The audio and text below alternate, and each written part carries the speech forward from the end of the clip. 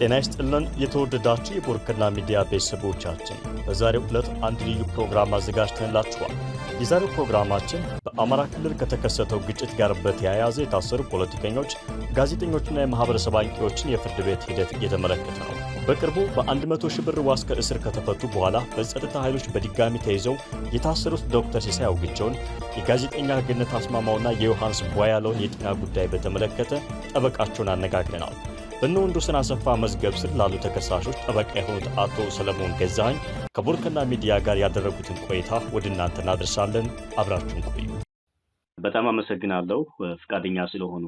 በቅርቡ ዶክተር ሲሳይ አውግቸው በ100 ሺህ ብር በዋስ እንደወጡ፣ ነገር ግን የጸጥታ አካላት በመኪና ይዘዋቸው እንደሄዱና ተመልሰው እየወሰዷቸው እንደሆነ መናገራቸው ነግረው ነበር። አሁን ደግሞ እንደሰማነው ከሆነ ተመልሰው ዋስትናቸው ውድቅ ተደርጎባቸው እንደ አዲስ ወደ እስር ቤት እንደገቡ ነው እንግዲህ የተነገረ። ያው እርስዎ በቋንቋ ያስረዱናል። የሆነበት ምክንያቱ ምንድን ነው የሚለውን በማብራራት ስንጀምር እንግዲህ ከመነሻው ያው ቅድም እንዳልከው የካቲት 16 ነው ብይን የሰጠው የከፍተኛ ፍርድ ቤት።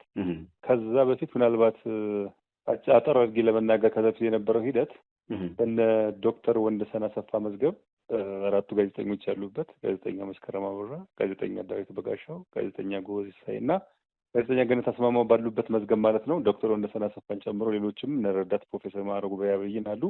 እነሱ ባሉበት መዝገብ አጠቃላይ 51 ተከሳሽ ነበሩ። ከ51 ተከሳሾች ውስጥ 23ቱ በችሎት ሌሎቹ ግን በሌሉበት ነበር ጉዳይ ውስጥ የነበረው። የሰነድ አስተያየቶችን አቃቤ ሕግ ባቀረበው የፎሬንሲክ ማስረጃዎችን በተመለከተና ሌሎችም የሰነድ ማስረጃዎችን አስተያየት ከተሰጠ በኋላ እኛ ጠበቆች እንግዲህ ተከሳሾቹ ከሰጡ በኋላ ኔክስት የሚሆነው ምንድነው ፍርድ ቤቱ ይከላከሉ ወይስ አይከላከሉ የሚለውን ብይን ነው የሚሰጠው። ከዛም ፍርድ ቤቱ ጉዳዩን ረዘም ላለ ቀጠሮ ሰጥቶ ካየ በኋላ ከ23ቱ ተከሳሾች ውስጥ 6ቱ በነፃ እንዲሰናበቱ፣ ቀሪ 17ቶችን ደግሞ ከ17ቱ 2ቱን ዶክተር ሲሳይ አውግቸውንና ሞላልኝ ሲሳይ የሚባሉ ተከሳሾችን አንቀጽና ሕግ በመቀየር ሌሎቹን 15ቶችን ግን ቀድሞውኑ በተከሰሱበት የሽብር አዋጅ ቁጥር አንቀጽ 3(2) መሰረት እንዲከላከሉ ነው ብይን የሰጠው። በመጀመሪያ ደረጃ 23ቱ ፍርድ ቤት ገና ሲቀርቡ ክሳቸው አንድ ክስ ነው፣ አንድ አንቀጽ ነው። ያም አንቀጽ 3(2) ነው። ይሄ ደግሞ በመርህ ዋስትና ይከላከላል። የዋስትና ክርክርም አላደረግንም። አሁን ምንድን ነው የሆነው? 15ቶቹ በዛው ይከላከሉ ሲባል ዋስትና መጠየቅ አይቻልም፣ አዲስ ነገርም አይኖርም። የዶክተር ሲሳይ አውግቸው ግን ከአንቀጽ 3(2) ወደ አንቀጽ 9(1) ነው የተቀየረው። ይህ ማለት አንቀጽ 9 ከተከሰሰ በአንቀጽ 9 መሰረት ከተከሰሰ በመርህ ዋስትና አያስከለክልም። ያኛው ሞላልኝ ሲሳይ ግን ከሽብር አዋጅ ወጥቶ በጦር መሳሪያ አዋጅ ነው እንዲከላከል የተባለው። ስለዚህ በወንጀለኛ መቅጫ ስነ ስርዓት ቁጥር 74 መሰረት አዲስ ነገር ተፈጥሯል በማለት የሲሳይና የሞላልኝን በተመለከተ በጽሁፍ 5 ገጽ ጽሁፍ ዋስትና አፕሊኬሽን ዋስትና እንዲፈቀድላቸው ለፍርድ ቤት አቅርቤ ነበረ። ከዛ በኋላ ፍርድ ቤቱ ካየው አንድ ሳምንት ኦልሞስት መሰለኝ የካቲት 16 ላይ ብይን ሰጠ። ከፍተኛ ፍርድ ቤት አሁን አንደኛ ጸረ ሽብር ወንጀል ችሎት ማለት ነው ብይን ሰጠ። በሰጠውን ብይን ዶክተር ሲሳይ አውግቸውን ያቀረቡትን የዋስትና ጉዳይ በማየት ያው የቤተሰቦችን ሁኔታ በማየት እንዲሁም የተከሰሰበትን የህግ ድንጋጌ በማየት የዋስትና ግዴታቸውን አክብረው ይቀርባሉ በማለት በ100 ሺህ ብር ዋስትና ሲፈቅድ፣ ሞላልኝ ሲሳይ የተባለው ግን ዋስትናውን አክብሮ ሊቀርብ አይችልም በሚል ነው። አሁን ዋስትናውን ሊቀርብ አይችልም የሚላቸው ምክንያት ታስቀምጦ ነው እንትን ያለው። ከዛ በኋላ ምንድን ነው ያደረገው? የካቲት 16 ላይ ከችሎት እንደወጣሁ አጎቶቹ፣ እህቶቹ ማለት ቤተሰቦች አሉ የዶክተር ሲሳይ አውግቸው እንደ በፊቱ ባንክ ሄዶ ምናምን አለም ክፍያው የቴክኖሎጂ ጊዜም ዘመንም ስለሆነ አብሬያቸው ቆሜ 100 ሺህ ብሩን በሞባይል ባንክ ከፈሉ። ሰኞ ዕለት እኔም ወደ ስራዬ ነው የሄድኩት። ከሰዓት ሲሄዱ ዶክተር ሲሳይ አውግቸው በተመለከተ ከማረሚያ ቤቱ ምንድን ነው ያለው? በጋዜጠኛ ታዲዮስ ታንቱ መዝገብ ላይ እንዲቀርብ የሚል አለ፣ እዚህኛ ይመጣል። እንዲቀርብ ማለት ምን ማለት ነው የሚለው በእርግጥ ማረሚያ ቤቱ ትክክል ነው። ተከሳሹ ምን ይሁን አያውቅም ማረሚያ፣ ስለዚህ ያይምጣልኝ አለ። ከዛ በኋላ ቤተሰቦቹ መጡና ሰኞ ከሰዓት ጨረስን። ያን በጋዜጠኛ ታዲዮስ ታንቱን 2016 ላይ መከላከያ ምስክር ሆኖ ነው የቀረበው ለሳቸው በሚል መልስ ሰጠ ችሎቱ። ያ ማክሰኞ ይፈታል ብዬ ስል ሮብ ደግሞ እንደገና 2016 ላይ መሰለኝ እዚሁ እስር ቤት እያለ በሌላ መዝገብ ተከሰው ነበር እነ ዮርዳኖስ አለ የሚባል መዝገብ እና ቀዳሚ ምርመራ ነበረ እዚህ አራዳ ምድብ ችሎት ፒያሳ እና የቀዳሚ ምርመራ መዝገብ ይዘጋ አይዘጋ የምናውቀው የለም ነው ማረሚያ ቤቱ አሁን ጻፈ። እኔም ማን ነው አቤቱ አስገባው ለችሎት ጠዋት ሮብ ዕለት ከዛ እስከ 6 ያው የአያት ስም አንዳንድ ፊደል ሲጎድል ምን ሲል ያንን ሳስተካከል ምን ስል ኦልሞስት እንደውም ሄጄ ያ መዝገብ የተዘጋ ስለመሆኑ ተጽፎ ከዛ እንደገና ወንድም ተገኝ የሚለው የአያቱን ስም ወንድም አገኝ በመባሉ ምክንያት 6 ሰዓት በቃ ሊያልቅ ሲል ተመልሼ ሄጄ ወንድም ተገኝ በሚል ቤተሰቦቹን የሄዱትን እንዲመልሱ አድርጌ ከዛ የጉዳይ አስፈጻሚ ይዞ ሄዶ ቤተሰቦችም ይዞ ሄዶ እኔም ስራዬን ጨረስኩ ብዬ ወደ 11 ሰዓት አካባቢ ነው ቤት ነው ቁጭ ብዬ ያው ቤተሰቦች ደውሉልኝ ከቅሊንጦ ማረሚያ ቤት አቻ ትእዛዙን ይዞ ፌስታልና መጽሐፎችን ፍራሹን ይዘን እንትን እንዳል ይዘውት ሄዱ አሉ። ይሄ መቼ ነው የሆነው? ሮብ ነው የሆነው። ከዛ በኋላ እኔም እንግዲህ በተለያዩ ሚዲያዎች ስለቆይ ያው በሚዲያም እንትን አለ እና የት እንዳለም አላውቅም ነበር። መጨረሻ ላይ ሐሙስ ጠዋት ላይ 3 ሰዓት ላይ ከቤተሰብ ተደወለና ጠቅላይ ፍርድ ቤት ላይ ቀርበውታል አሉኝ። ሄድኩ ጠቅላይ ፍርድ ቤት። ልክ ስደርስ ያው አቃቤ ሕግ ነው አቤቱታውን ይግባኝ አቤቱታ ይዞ ቀርቦ ነው። ከዛ ከተጠናቀቀ በኋላ ነው የደረስኩት። ምንድን ነው ሲሳይ ጋር ሳወራ አቃቤ ሕግ ቅሬታውን አሰምቷል አለኝ። በጽሁፍ ያቀረበውን 4 ገጽ ቅሬታውን ለፍርድ ቤቱ አሰምቷል። እንግዲህ በፍርድ ቤት በዚህ በስነ ስርዓት ሕግ እንትኑ መሰረት አቃቤ ሕግ ይግባኝ ሲል ተከሳሽ መቅረብ አይጠበቅበትም። ተከሳሽ በዋስትና ተለቋል ተብሎ ነው የሚታሰበው። ስለዚህ የጠቅላይ ፍርድ ቤት የሲሳይን መያዝ የሲሳይን በዋስትና ማውጣት ምናምን ነገር የሚያውቀው ነገር የለም። ሆኖም ግን እኔም ለወጣ ስል እድሉ ይሰጠኝ ብዬ ለችሎቱ ነው ያሳሰብኩት። ዶክተር ሲሳይ አውግቸው በከፍተኛ ፍርድ ቤት 100 ሺህ ብር ዋስ ተፈቅዶለት በትናንትናው ዕለት ሰኞ ዕለት ከዛ በኋላ ከ2 ቀን ቆይታ በኋላ ተፈቶ ከበር ላይ ሄዶ ነው እዚህ ታስሮ የመጣው እና ይሄ ፍርድ ቤት ይህንን በህገ ወጥ መልኩ የታሰረውን እስረኛ መልቀቅ አለበት ብዬ ስል ያው ዳኞቹ ምን እንትን አሉኝ። እኔም ስነ ስርዓቱን በእርግጥ አውቃለሁ። ዳኞቹ የሚያሉ ምንድነው እኛ እናቅም አሉ። እኛ ሲሳይ አውግቸው ታስሮ በዋስትና ይለቀቅ ከዋስትናው ተለቆ መንገድ ላይ ይያዝ እዚህ ይቅረብ አላልንም። እኛ የሱን መቅረብ አናቅም። አቃቤ ሕግ ነው ይግባኝ ወረቀቱን ገና ቅሬታ የሚያሰማው። እንደገና ግድም አልሰጠንም አሉ።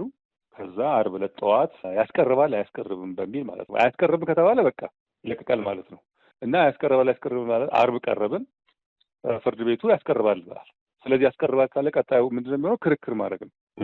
ስለዚህ ችሎቱ ምንድን ጠየቀን? እኔና ሲሳይን በጽሁፍ መልስ ታቀርባላችሁ የሚል ጥያቄ ጠየቀን። በጽሁፍ ከሆነ እኛ በጽሁፍ ሰጥተን እንደገና አቃቤ የመልስ ሰጥቶ ጊዜው ሊራዘም ነው። ስለዚህ እኔና ሲሳይ ተነጋግረን እዚሁ እኛ በቃል እንከራከር፣ አቃቤ ግን መልስ ይሰጥበት በሚል አቤቱታ ተሰጠን። 5 ገጽ አቤቱታ አነበብ ከኋላ ቁጫል ተነሳን። እኛም በጉዳዩ ላይ በይግባኝ ቅሬታው ላይ መልስ ሰጠን። ምንድን ነው የሚለው የይግባኝ ቅሬታው ላይ ከእንትን ቢወጣ የፋኖ ስትራቴጂክ መሪ ነው። እንደገና ደግሞ ቢወጣ ሌላ ወንጀል ይፈጽማል ማለት ያው በረሃቤት አካባቢ ያለው ፋኖችንም በፊት ሲያግዝ ነበር። ስለዚህ ቢወጣ ያን ድርጊቱን ይፈጽማል አንዱ የአቃቤ ቅሬታ። ሁለተኛው ቅሬታ ደግሞ ተከላከል የተባለበት ድርጊት ተከላከል ተብሏል። ስለዚህ የመከላከል ጠባብ ነው የሚል ነው። ያንን በደንብ ነው እኛ ያቀረብነው። ከዛም በኋላ ምንድን ነው ያለ ፍርድ ቤቱ ለብይን አለና ከዛሬ ጀምሮ ይኸው እግር ሰጥተናል ሲሳይ አውግቸው እስከሚወሰን ድረስ ወደ እስር ቤት እንዲመለስ የሚል ትዕዛዝ ሰጠ። እኛም ፌዴራል ወንጀል ምርመራ ክፍል ያው ለእሱ ከህመሙ አንጻር ስለማያመቸው ተመልሶ ቂሊንጦ እንዲሄድ እኔና ሲሳይ ያመለከትን ወደ ቂሊንጦ ሄደ። ለመቼ ነው የተቀጠረው? ለየካቲት 28 ተቀጠረ። የካቲት 28 ላይ እሱ በፕላዝማ ከዛ ቀረበ፣ እኔም ቀረብኩ። አልጨረስንም አሉ። ትናንት መቼ ነው በ9 ቀጠሮ ነበረ። ቀረብን ጠዋት ጠቅላይ ፍርድ ቤት የአቃቤ ሕግን ቅሬታ እና የእኛን መልስ ሳመራይዝ ካደረገ በኋላ እንግዲህ አቃቤ ሕግ ባቀረበው መሰረት አንደኛ ዶክተር ከወንጀሉ የተከሰበትን የወንጀል ድርጊት ወንጀሉ ልዩ ባህሪ ሽብር መሆኑ የሚለውን ነው አንዱ። ሁለተኛ አቃቤ ሕግ ተከላከል ስለተባለ የመከላከል ዕድሉ ጠባብ ስለሆነ በሚል የስር ፍርድ ቤትን የዋስትና ጥያቄ በመሻር ዶክተር ሲሳይ አውግቸው በእስር ቤት ሆኖ ጉዳዩን እንዲከታተል በማለት ነው ብይን የሰጠው። መልካም አቶ ሰለሞን፣ ምናልባት እንግዲህ ያንን ሁኔታ በግልጽ ነግረውኛል። በተለይ ደግሞ ዋስትና ከሰጠ በኋላ በድጋሚ ወደ እስር ቤት መመለሱ ይህ ነገር ያው ጉዳዩ እንደያዙት እንደ አንድ የህግ ባለሙያና ጠበቃ ዋስትና ከተሰጠ በኋላ መሰል አይነት እርምጃዎች መወሰዳቸው በህጋዊ እንዴት ይታያል? አግባብነቱ ምን ያክል ነው? ፍርድ ቤት ወስኖለታል። አቃቤ ሕግ በዚህ በኩል ባቀረበው ቅሬታ ደግሞ እንደ አዲስ እንዲታስር ሆኗል እና የህግ አግባቡ ምን ይመስላል? በዋስትና የተፈታን ሰው መልሶ እንዲታስር ማለት ነው። እንግዲህ እኔ በኦልሞስት 90 ምናምን ላይ ከተመረቁ በኋላ ወሎ አካባቢ ደሴ ፍርድ ቤት ላይ ነበር። ከዛም በኋላ ከ97 ጀምሮ እዚሁ አዲስ አበባ ላይ ነበር በህግ ሙያ ላይ። እንግዲህ ዓለም አቀፍ ቀይ መስቀል ኮሚቴ ህግ አማካሪ ሆኜ ከዛ ደግሞ ወጥቼ እንደገና ጥብቅናውንም ከተቀላቀልኩ በኋላ ያጋጠመኝ ጉዳይ ነው። ምንድን ነው የሚያደርገው? ይህ አሁን ብቻ አይደለም፣ አሁን ባለው መንግስት ወይም ባለው እንትን ጊዜ ብቻ አይደለም። በፊትም ልክ በዋስትና እንግዲህ እንደሚታወቀው ትዝ የሚል ከሆነ በነስዬ አብርሃ መዝገብ ብርቱካን ሚደቅሳ ዋስትና ፍርድ ቤት ከፈቀደ በኋላ የእነሱ ስቴፕ እንደው ትንሽ ሻል የሚል ይመስለኛል። ምክንያቱም እሺ ብለው ከወጣ በመለቀቅ አለበት ብላ ከተለቀቀ በኋላ በመኪና ሲሄድ ነው ከዞሮ የያዙት። ያ ፕራክቲስ እዛም አለ። አሁንም እኔ ከዚህ በፊት 1 4 5 6 እንትኖች ገጥመውኛል። ዋስትና ይፈቀዳል። አሁን እንደውም ትንሽ ከረር ያለው ምንድነው ዋስትና ከተፈቀደ በኋላ 3-4 ቀን የሚያቆያቸው አሉ። እንደውም ዛሬም የሆነ ዜናም ስሰማ ነበረ አዲሱ የአዲስ አበባ ፖሊስ ኮሚሽን ከተሾሙ በኋላ ይሄ ኢሹ አሁን ዛሬ ሲነሳ ሰማሁ። ዋስትና ከተፈቀደላቸው በኋላ ፖሊስ አልለቅም በማለት እንደውም ለሌላ ላልተገባ ድርጊት ሌላ ያልተገባ የሙስና ድርጊት ውስጥ እንዲዘፈቅና እንዲከተው አድርጓል የሚልና በዚህ ጉዳይ ላይ አሁን የተሾሙት የፖሊስ ኮሚሽነሩ ጀነራል አስናደኔሮ እሱ ይሄ አይነት ነገር አለ የሚል ዛሬ ቀደም የሰማሁት እና ይሄ ያለ ነው። አሁን ወደ ዶክተር ሲሳይ ስንመጣ ስነ ስርዓቱ ግልጽ ነው። ስነ ስርዓቱ ዋስትና ትልቅ መብት ነው፣ ግዙፋዊ መብት ነው። ስለዚህ ዋስትና የተፈቀደለት ሰው የዋስትና ግዴታውን ካከበረ ያንን ከፈጸመ ኢሚዲየትሊ መፈታት አለበት። ይግባኝ ማለት ካለበትም አቃቤ ሕግ ዋስትናውን ወይም በዋስ የተፈቀደለት ሰው ከተለቀቀ በኋላ ነው። አለበለዚያ ዋስትና ተፈቅዶለት እያለ በዋስትናው ላይ እግድ ሳይሰጥ ይግባኝ ማለት አይቻልም። ስለዚህ የተደረገው ድርጊት ህገወጥ ነው። አሁን በኢሳይ ብቻ አይደለም፣ እኔ ብዙ ገጥሞኛል። እንደውም ኢሳይማ አንድ ቀን ነው። ለምሳሌ ባለፈው ሰምተህ ከሆነ በዚህ ሚዲያዎች ላይ የፓርላማ አባሉ አቶ አብዱራህማን ታወቃቸው የኢዴፓ አባል የነበሩና የፓርላማ አባሉ አብዱራህማን በእነ ቴዎድሮስ ጣምራያ መዝገብ እንደዚሁ 3 አንቀጽ ተቀይሮላቸው በዋስትና ክርክር ካርቆ በኋላ ሌሎችን ከልክሎ 3ቱን በ200 ሺህ ብር እንዲወጡ አድርጎ ነበር። ስለዚህ አብዱራህማን ከበር ሲወጡ ቂሊንጦ ተይዘው እንደውም 3-4 ቀን ቆይተዋል። በ4ኛው ነው በ5ኛው ቀን ነው እንደዛም ነው አቃቤ ይግባኝ ማለቱን ያወቅ ነው። እንደውም የሲሳይ ይሻላል በመነጋታው ነው ይግባኛል። ስለዚህ ድርጊቱ ህገወጥ ነው። ድርጊቱ ህጋዊ መሰረት የለውም። ዋስትና የተፈቀደለት ሰው ወዲያው ነው መፈታት ያለበት፣ ወዲያው ምንም ሳይቆይ ያለምንም ፕሪኮንዲሽን። አቃቤ ይግባኝ እላለሁ ብሎ ብቻ በመያዣ ማድረግ የለበትም። በዋስትና የወጣን ሰው ከቻለ በፍጥነት ወዲያውኑ እዛው ላይ እግዶችን ማውጣት ነው። እንግዲህ በተቻለ ፍጥነት እግድ በዋስትናው ላይ ካወጣ በኋላ ነው ይሄ ዋስትና የተፈቀደለት ሰው እንደገና ወደ እስር ቤት ሊገባ የሚችለው። ከዛ ውጭ ዋስትና የተፈቀደለት ሰው ኢሚዲየትሊ ያለ ምንም ፕሪኮንዲሽን መውጣት ያለበት ነው። ስነ ስርዓቱም ይሄን የሚለው። አቶ ሰለሞን እስኪ ከሰሞነኛ ጉዳዮች መካከል ጋዜጠኛ ገነት አስማው በቅርቡ ህመም እንደተሰማት እንዲሁም ደግሞ የግሏ ፍራሽ መግዛት እንዳለባት ለህመሟ ሲባል እንደዚያ መረጃዎች ሲወጡ ነበረ ይታወቃል። ከስራ ቦታ ነው እሷም ታግታ የተወሰደችው። የኩላሊት ህመም በተለይ የኩላሊት ጠጠር ነው የተባለው። እንግዲህ እሱ እንዳመማትና የግሏ ተስማሚ የሆነ ፍራሽ የሚያጎደጉድ ፍራሽ ለመግዛት እንደ ጥያቄ እንዳቀረበች ተገልጿል። የእሷ ሁኔታ በምንድን ሁኔታ ላይ ነው ያለው? እንዲሁም ደግሞ የአቶ ዮሐንስም ለጤናቸው ጉዳይ እንዲሁም ለሁለተኛ ጊዜ በጣም እንደታመሙ ሰሞኑን አነጋጋሪ ሆኗል። ግን የእሷ እናስቀድምና የጤናዋ ጉዳይ ምን ይመስላል? የቀረበችው አይበታ ተሰምቷል በሚለው እኔና ወደ አቶ ዮሐንስ እንሄዳለን። የአቶ ዮሐንስን ወደ መገባደጃ እንድናመጣው ፈልጌ ነው። የገነት ጋዜጠኛ ገነት አስማማውን እኮ ትናንትና ቃሊቲ ይዤ ነበር። እንደውም ጭራሽ ገነት ኦልሞስት ዓመት አልፎታል ካመማት። የጎንና ጎን ያው ችሎት ላይ አትቀመጥም። ይሄ ጎንና ጎኗን ስለሚወጋት አትቀመጥም እና ችሎቱም ዳኞችም ያው ችሎቱ ስል ዳኞችም ማለት ነው ፈቅደውላት ትንቀሳቀሳለች። ይሄ እዛው ችሎቱ ውስጥ ከአንዱ ኮርነር ወደ አንዱ ኮርነር ከአንዱ ኮርነር ወደ አንዱ ኮርነር እዛው ትንቀሳቀሳለች እና ይሄን ጎን አመመኝ እንደዚህ ቁጭ ታከለከለ ምናምን አትልም። ግን እሷ የህመም ስሜት ስለሚሰማት ትንቀሳቀስ ነበር። ኦልሞስት ዓመት አልፎታል እና ከዛሬ 2 ወር በፊት ግን ኦልሞስት እኔ ትናንትና እንባ ይዞኝ ነው የመጣሁት። የህመሙ ሁኔታ ቁጭ ብዬ ሳውራት 9 ሰዓት ገብቼ ነው 11 ሰዓት አካባቢ ወጣሁ። ሌሎችም እስረኞች ነበሩ፣ እነ ጋዜጠኛ መስከረም አበራም ነበሩና እሷ ላይ ብዙ ቆይቼ ኮማንደሯ ጋር ገብቼ ተነጋግሬ ከኃላፊው ጋር ተነጋግሬ ነው የወጣሁት ትናንትና። ምንድን የሆነው የዛሬ ሳምንት አካባቢ መሰለኝ ያው እሷ በጸበል በምን እየሞከረች ነው በአንዳንድ ነገሮች እና እስኪ ለሁሉም መጀመሪያ አካባቢ ላይ ሌላ ላንሴት የሚባል የዛሬ 3 ወር ሂዳ ነበር። እዛ በደንብ ማለት ሕክምና ያደረጉላትም ላንሴት ሆስፒታል ማለት ነው። በግል ወጪ ነው። ከዛ ያን የዛኔ በጽሁፍ ከፍርድ ቤት ነው የግድ ነው የፍርድ ቤት ትዕዛዝ ይፈልጋል በግል ለመታከም። ከዛም በኋላ የዛሬ 3 ሳምንት አካባቢ እዚህ መቅረዝ ሆስፒታል በግል እንድታከም ትዕዛዝ ከሰጠው በኋላ ሄደች፣ ታከመች። ያው የዛሬ ሳምንት አካባቢ ሄጄ ነበር። ያው በሳምንት ወይ በሳምንት አንዴ ሄዳለሁ እና ሄጄ አይቻት ያው ለውጥ ሐሙስ ዕለት 2 ቀጠሮ ስለነበረ ፎታ ነው ያገኘኋት። ያው ትንሽ አለ ብሏት ትናንትና ሄጄ ነበር። ከትናንትና የሄድኩበት ምክንያት ምንድነው? ከትናንት ወዲያ አካባቢ ላይ እናቷ ደውለው እባክህ ደረቅ ፍራሽ ጎኔስተኛ የማረሚያ ቤቱ ፍራሽ ወደ ውስጥ ስለሚገባ የህመም ስሜቱ ስቃዩ ባሰብኝና ደረቅ ፍራሽ በግሌ ወጪ ገዝቼ እንድጠቀም ፍርድ ቤት አመልክተልኝና ትዕዛዝ እንዲወጣልኝ አድርግልኝ አለች። ትናንትና ነው ያመለከትኩት። ተመሳሳይ የማረሚያ ቤቱ ፍራሽ ማለት አንዳንዴ ምንድነው እንዳይመስል ነው ለቅንጦትና ለእንትን እንዳይመስል ነው። በቃ ማለት ዘመናዊ ፍራሽ ለቅንጦት ላስገባ አይነት ሴንስ እንዳይኖረው ይሄ እውነትም ስለሆነ ዳኞቹም ጽፌ ሳስገባ ያው ኩላሊቷንም እነሱ ናቸው እንድታከም ትዕዛዝ የሰጡት። ስለዚህ ይሄ አይነት ተፈጥሯልና ደረቅ ፍራሽ እንዲገባላት ትዕዛዝ ሰጥ ብዬ አቤቱ አስገባሁ።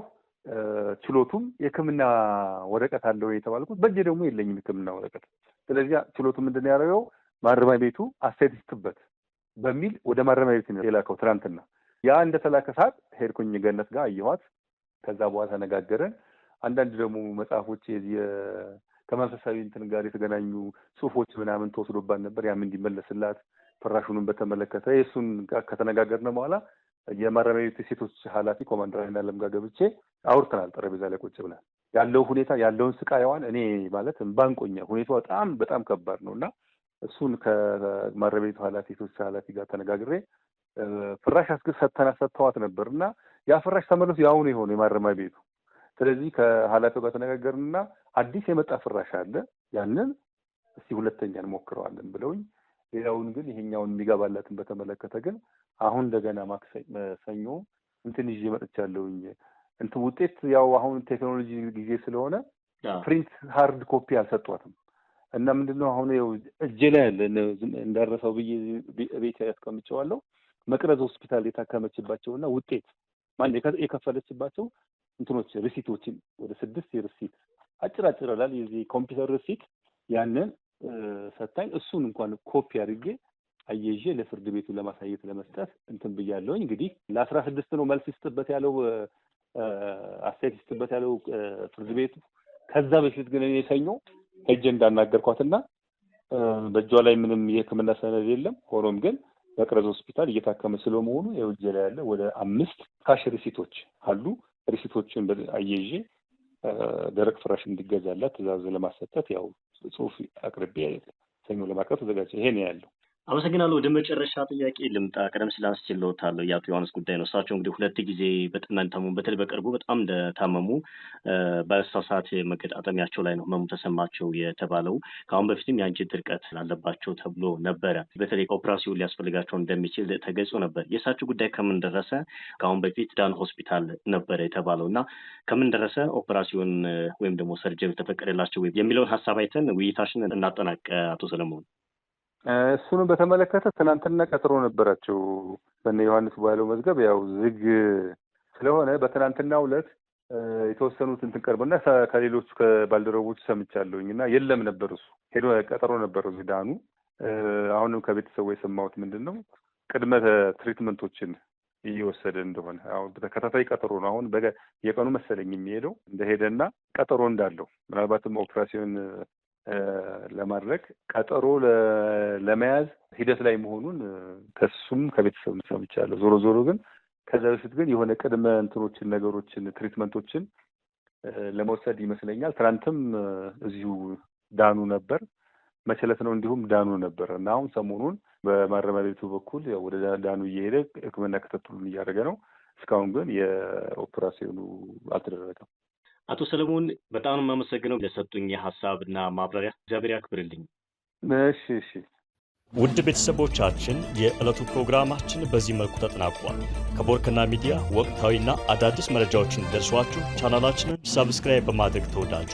ላይክና ሼር በማድረግ ለሌሎች አጋሩ እያልን በዚሁ እንሰናበታችኋለን። ሰላም።